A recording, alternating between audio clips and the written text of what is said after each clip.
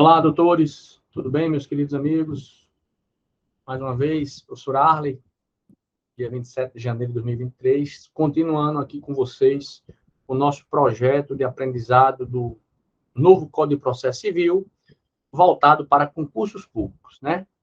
Nós já tivemos disponibilizado para vocês 3 aulas no nosso canal, e hoje nós entendemos por bem, após essa terceira aula, trazer para vocês algumas questões, estudando ponto a ponto, como é que o examinador cobra essas questões de vocês, no que toca aos princípios que foram apresentados, algumas normas processuais que eu já acabei apresentando para vocês, apesar de nós ainda não termos visto detalhadamente no novo CPC.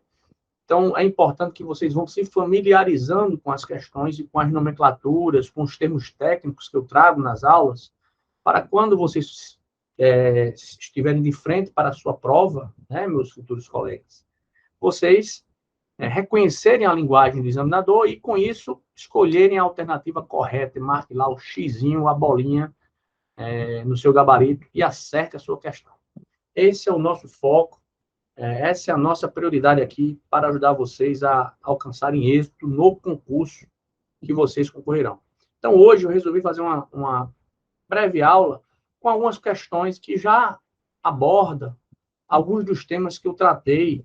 As questões já abordam alguns dos temas que eu tratei nas 3 aulas anteriores. Eu sugiro que vocês assistam as 3 aulas anteriores, curtam, compartilhem, divulguem com seus amigos que estão querendo aprender processo civil e, após divulgarem, venham a participar dessa aula de questões. Que uma das formas técnicas de estudo melhores para concurso público é exercitar, certo? Exercitar para ver como as bancas cobram esses assuntos nas provas. Bom, meus amigos? Então, eu vou tratar com vocês hoje de algumas questões de revisão, rapidamente, e pedir a vocês que me acompanhem aí para nós fazermos esse estudo conjunto, porque ao mesmo tempo que eu ensino para vocês, eu estou aprendendo, tá bom? Então, vamos lá.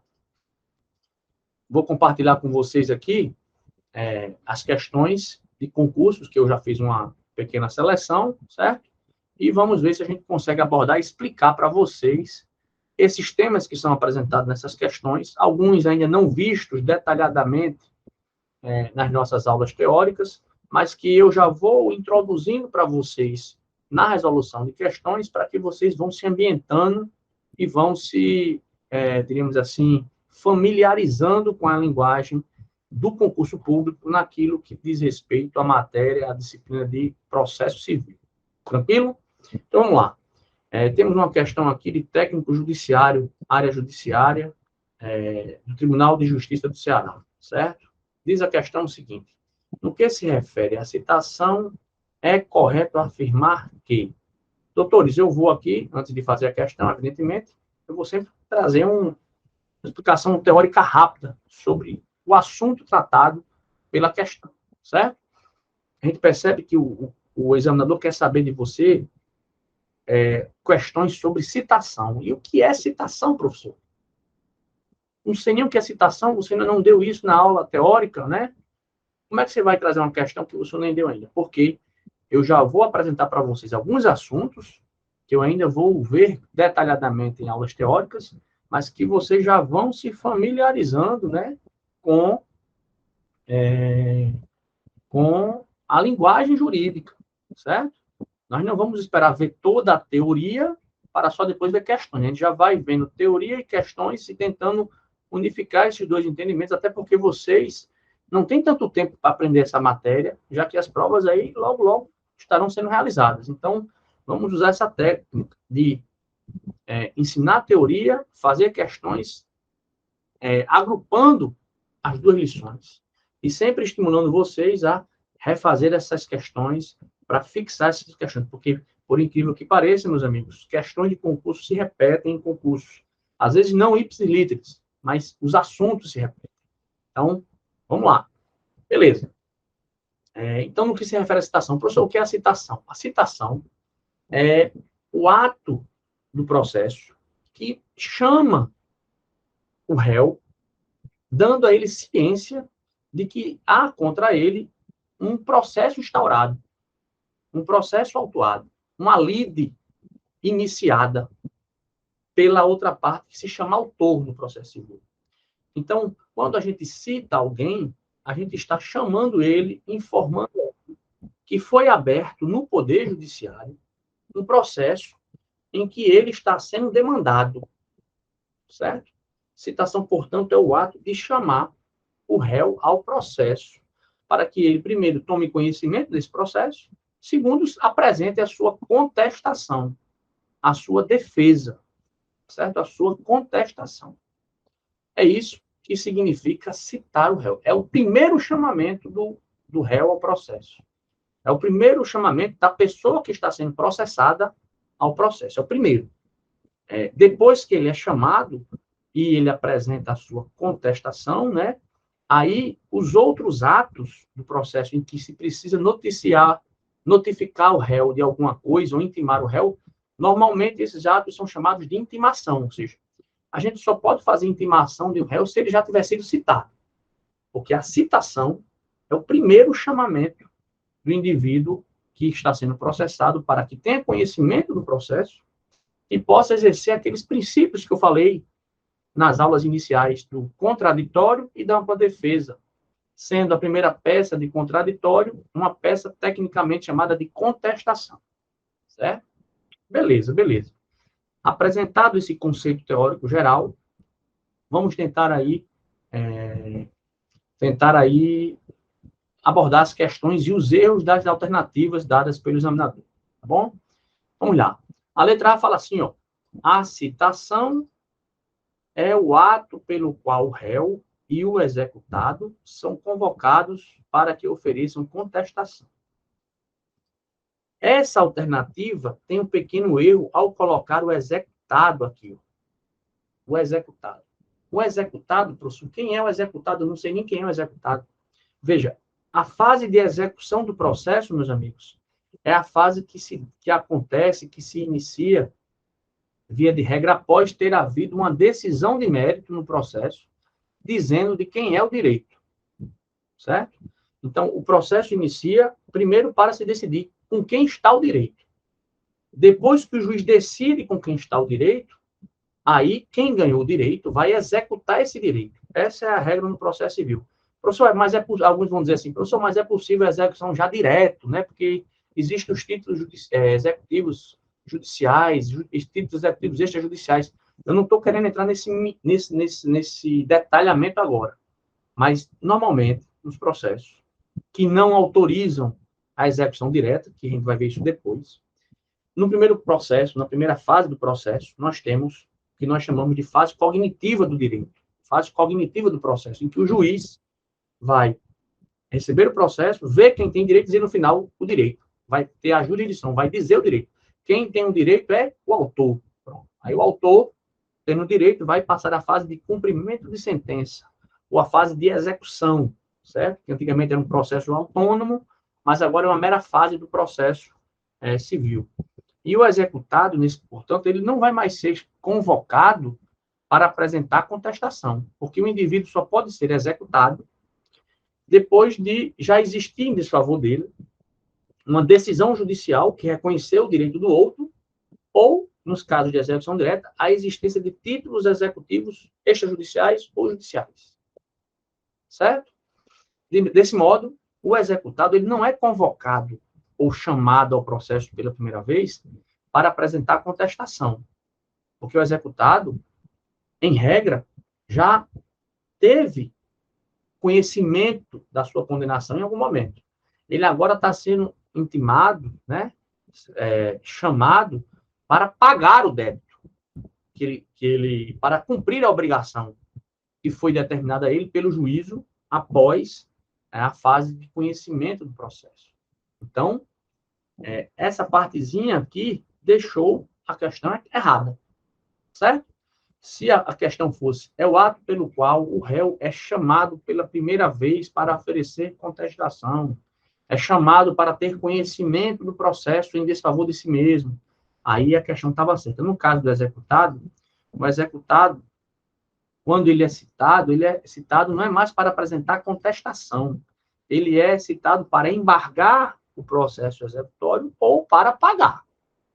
Ele não tem mais muitas opções de apresentar defesa quanto defesa profunda, né? Defesa que exige alto grau de conhecimento e profundidade de conhecimento, quando ele já está na fase de se executar. Por isso que a letra A está errada, certo? Também diz aqui o seguinte, ó, no que se refere à letra B. Então, tentei explicar para vocês alguns conceitos de citação, executado, réu e contestação, certo? Mas não é essa por causa dessa partezinha aqui. Ok? Eu vou até botar em vermelho. Beleza. Letra B. O comparecimento espontâneo do demandado não supre a sua falta, devendo o ato ser ratificado por oficial de justiça. Lembra que eu falei para vocês que a citação é o primeiro chamamento do réu para se manifestar nos autos? Beleza. O réu também pode ser chamado no processo civil de demandado, porque o réu é aquele que sofre a demanda, né, que responde à demanda, que está sendo procurado para resolver uma questão dele. Ele é o demandado. É uma nomenclatura substitutiva da palavra réu, certo? E aí, a letra B diz, o comparecimento espontâneo do demandado não supre a falta da citação, ou seja, não supre a sua falta, ou seja, a falta da citação, devendo o ato ser ratificado pelo oficial de justiça. Não é verdade isso, certo? Se o indivíduo autor ingressa com ação em desfavor do réu, demandando o réu, se o demandado passar pela comarca e souber, voluntariamente, de forma espontânea, que tem esse processo contra ele, se ele tiver essa notícia, ele é considerado citado. De modo que o comparecimento espontâneo do demandado supre, sim, a falta da citação, certo? Esse não supre aqui deixou a questão errada, certo? Quando ele vem espontaneamente, voluntariamente, à comarca e fica sabendo que tem um processo em desfavor dele, ele tem acesso ao processo, ora, a citação serve para chamar ele ao processo, dar notícia a ele do processo para ele se defender. Se ele comparece espontaneamente e tem conhecimento desse processo, doutores, a citação está completa. É essa a citação. De modo que não é necessário que o oficial de justiça ratifique esse ato. Certo? Inclusive, qualquer servidor da secretaria, da vara, pode ratificar esse ato, certificar que o réu compareceu e teve ciência do processo, estando, portanto, citado. Então, a letra B está errada por causa disso. Beleza?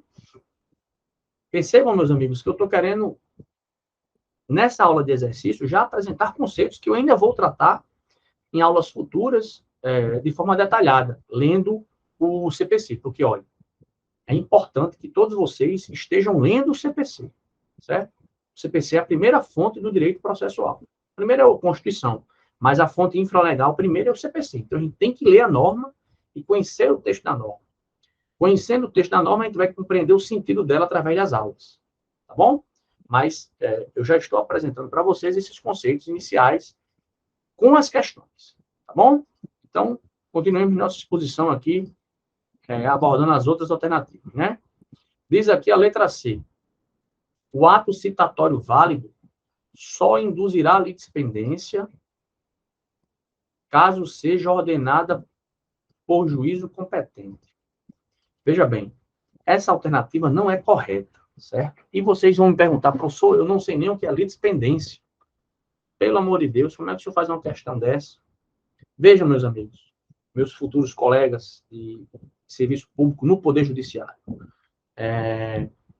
Litispendência é um instituto do processo civil que indica que determinado processo já existe e já está tramitando em outro lugar. Você já tem uma litis, ou seja, uma lide tramitando em outro lugar, ou na própria vara, tratando daquela mesma questão.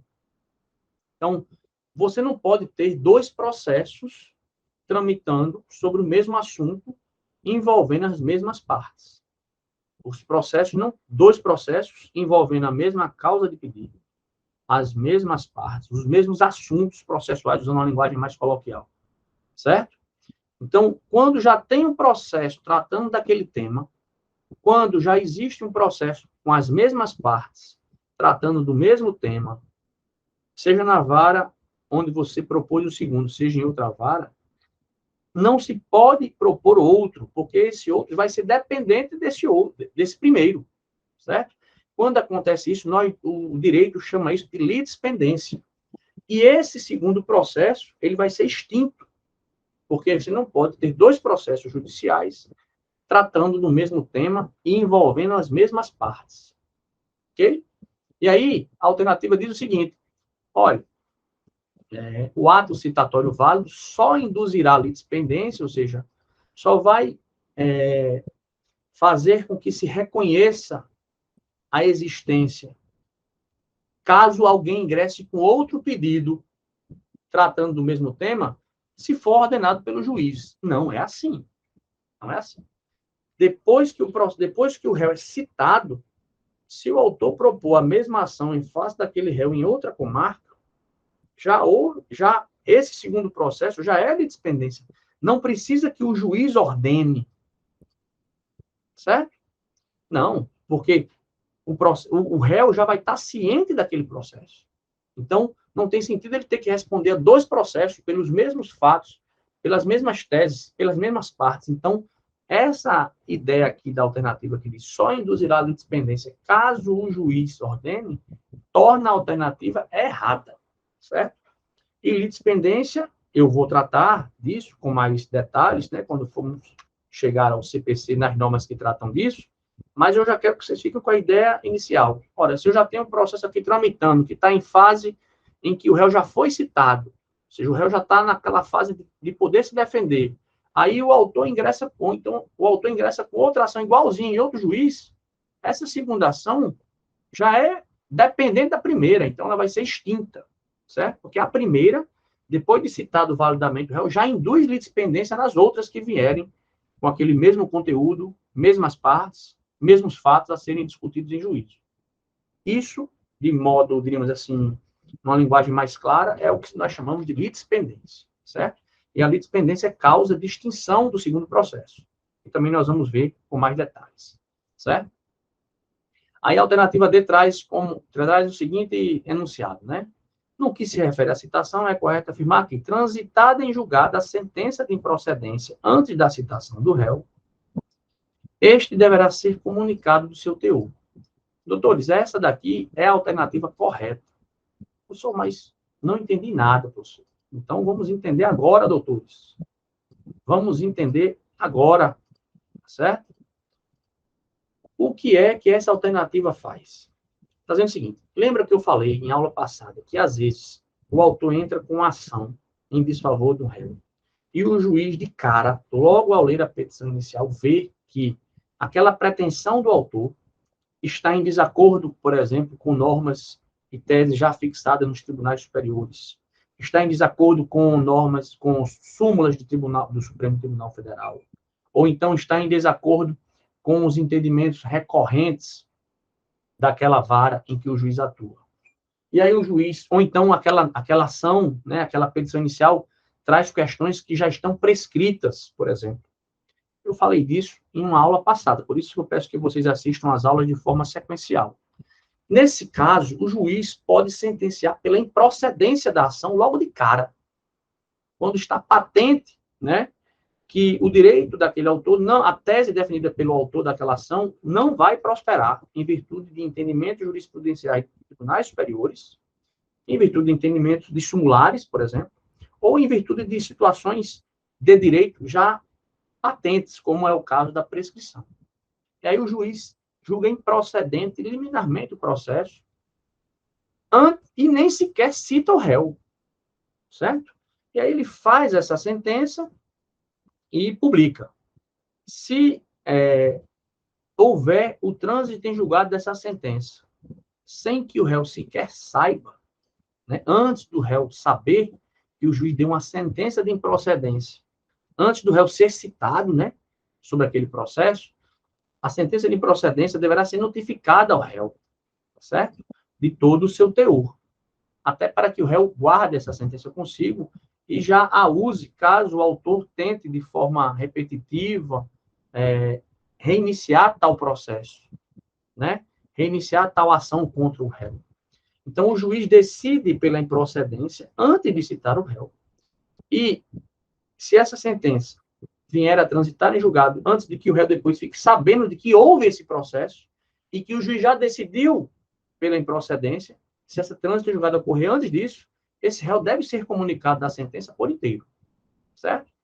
para poder ter ciência de que, em desfavor dele, já se tentou ingressar com a ação e o juiz, em virtude das condições, já decidiu pela improcedência, e ao decidir pela improcedência, ele fica resguardado com essa decisão guardadinha no bolso dele, para caso um dia esse autor venha entrar de novo, ele já tem uma decisão favorável a ele, de modo que impeça a discussão daquela questão recolocada pelo autor, apesar de já ter em desfavor dele uma decisão.